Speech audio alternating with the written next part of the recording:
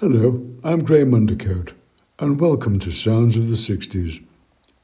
Tonight's featured artist is very unique in the fact it's the only foreign artist to have ever entered the Mingford music charts. For our regular listeners, you've probably guessed who it is already. That's right, it's Les Miserables and the Revolution, with their instrumental hit, Falling in Love.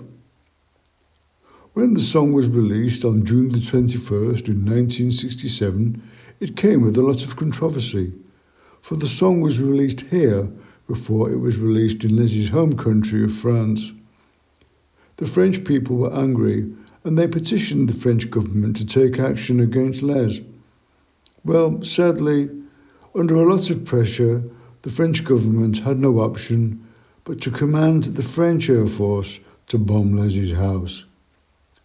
So Les, wherever you are, I hope you're going to enjoy your song as much as we are. So here it is, it's Les Miserables and the Revolution with Falling in Love.